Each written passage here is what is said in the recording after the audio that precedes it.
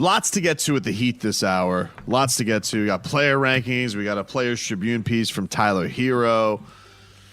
So, but I want to start with this. So yesterday, Udonis Haslem, the captain, the anchor, the OG, number 40, three-time champ, spoke OB. to the media. What's OB? On the bench. -1, bro. Go to hell. -1. Walked right -1. -1 again for too much laughing. -1.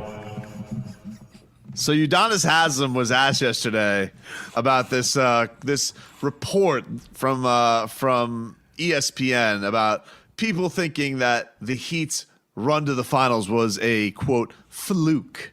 A fluke that they can't that they won't be able to do that this year. Things set up right for them, and it was a one-time deal. So UD, a lot of people have given their input on this. You know, Duncan Robinson, unsolicited, brought it up. He wasn't happy about hearing it. So you know, this team, they love having a chip on their shoulder. They love being disgruntled. That's where they play. That's their playpen. They love being there. But Udonis Haslem, he was asked about this. This is what he had to say.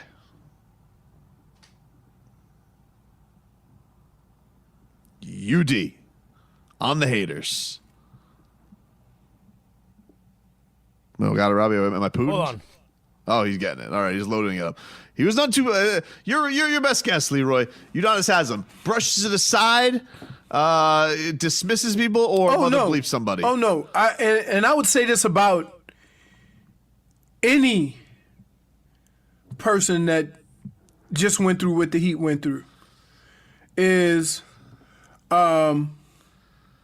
You know, when you go through what they went through last year with the injuries, fighting through it, the stretch of basketball they played when the playoffs started, and then somebody to say that, like, yeah, it's only people that didn't play. It was low rent. It's only people outside of, you know, that bubble, literally, that is saying something like that. Because everybody that played, everybody that was in that bubble, knew how difficult it was. We don't listen to people that throw rocks and hide their hands.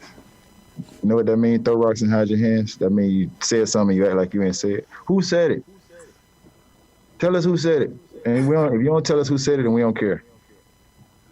Some people. Was it some of the people that we probably beat? Get their ass out of here. That's why we beat them. Right. But again, if you ask any team, any player, after what they went through last year, and say, oh, it was a fluke? Because I've said beforehand, all silliness aside, I asked every basketball person we had on, will this year or will last year be the truest possible champ that there could be in the NBA, simply because everybody's playing under the same conditions? Well, here's the thing that for people who are arguing that the Heat's run was a fluke, okay, you're trying to say, okay, they were in circumstances that were most beneficial for them because the Heat have a militaristic style, an ability with no fans. It's set up best for them than it is for other fans. How is that looked upon as a negative for the Miami Heat? Because you're trying to say in that regard, okay, they're better set up. Let's just say from a positive standpoint, you want to give the Heat props on that. They're better to set up to take the circumstances that were no fans, have to motivate yourself, have to enjoy being around each other. We know the team had very good chemistry all year. Why do you think you take them out of the bubble? Does that make everything? Are they going to get worse? For me, if you're saying the conditions are tougher, and you have LeBron James going on podcasts and television shows, you know, spouting off how it's the hardest championship that there ever was. I've won the two toughest championships. Down 3-1 against the 73-1 Warriors, and I won the bubble championship. And he's saying, if you weren't in the bubble, you don't know. Why does the best player in the world, why do you hear that from him and everybody takes it as gospel, but everybody looks at the Heat's run and they say, fluke? Hey, now, before you use it, I'm going to give it to you. Right? Well, LeBron's saying that because he won. Yeah. But it's not taken away from it. Okay? And people are saying that about the Heat. And it's probably all people that weren't in that bubble. Because they look at it as a situation where, all these teams that got the home field never got the chance to take that advantage. Right? I'm like, no, stop. Yeah, but neither did the Lakers. Right. They didn't get to take advantage of it. Exactly. It's just so dumb to me that people want to put it. And the other thing is, I mean, good God, does this league love basking in hope and young and all the time? Like, everybody gets thrown upon, this guy scored 70 points in a loss, throw roses at his feet. This guy, Trae Young, 60 in a loss, throw roses at his feet. Meanwhile, the Heat have 21-year-old, 23-year-olds, 20-year-olds out there balling in the NBA Finals, and they're like, gotta see it again, bruh. Like, what? I just don't understand. Here. Why is this so different from every other thing that the NBA you know what I usually would do? markets in? You know what I would do? I don't know why, and I get on you all the time about this. Why do you care? Oh, I hate It's people that aren't doing the day to day You want to know why, with Leroy? this team. Dude, if I was an animal, I'd be a rabbit because I got them rabbit ears. I hear everything. I know.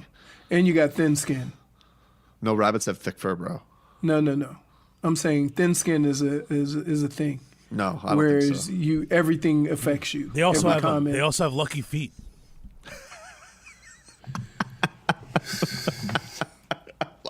I liked it. Point for Robbie. Let's get to headlines, Robbie. The Ticket is the home of every Miami. I'm gonna tell y'all right now. Got it right at the rim with 0.8 seconds left. Oh my goodness, what a play! You ain't getting those type of hot takes from J Fig. WSFS HD2 Miramar, a radio.com sports station. You sounded like Cutcliffe for a second. I'll tell you all right now. Thought the knee was down. That bastard. Cutcliffe. So somebody say, apparently a lot of people are saying that Vegas has the Heat at 7th to win it all.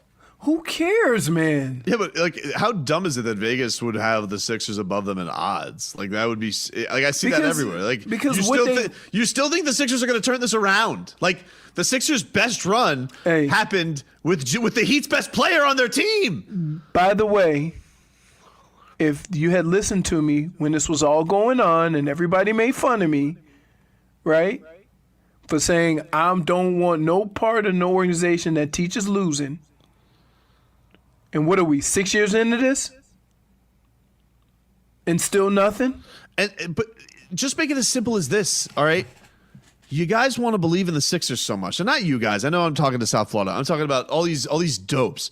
You guys want to believe in the Sixers so much. Take it as simple as this. The guy who did the most important stuff for them on their best playoff run is now the best player on the Heat. He doesn't play for them anymore. Ben Simmons and Joel Embiid, they were in the shadows to Jimmy Butler. He now plays for the Miami Heat.